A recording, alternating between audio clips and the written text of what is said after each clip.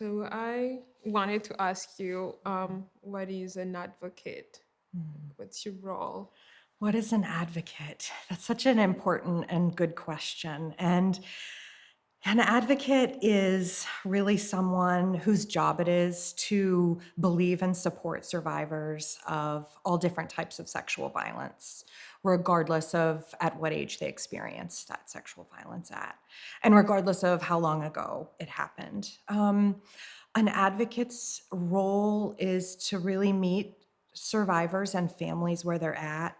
It's not to make assumptions about what people want or how people feel or what people need. It's really to be that presence who's informed about the issues of sexual violence, who's informed about systems and choices and options, and to really sit with survivors and families and let them know what their choices and options are, and just talk with them about how they feel and what they're looking for and what they feel their needs are at this moment.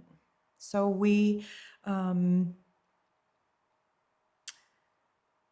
work with, so many different types of individuals and support people of all genders and all different walks of life.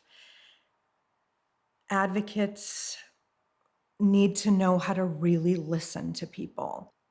So yeah, it's about not making any assumptions and just providing really within the scope of our role what people are looking for. It's so important to know that advocates are not counselors or therapists.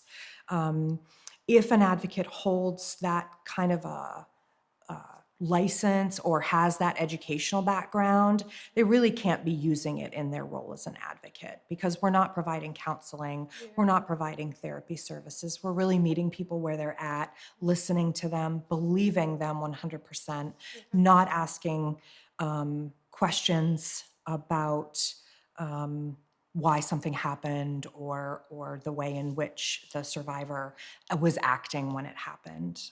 We believe that survivors are never to blame for the sexual violence they experienced, regardless of the situation around it.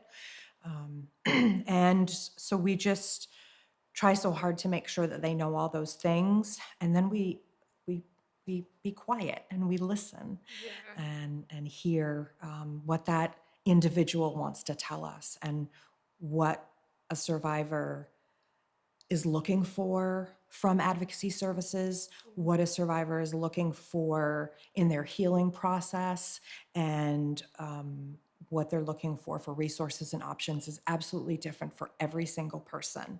So we need to really center ourselves, meet the person where they're at, not make any assumptions or judgments about what they're needing, and just listen to them. And then based on what we hear, then we can talk with them about options and resources and provide that emotional support that people need and deserve after a traumatic event.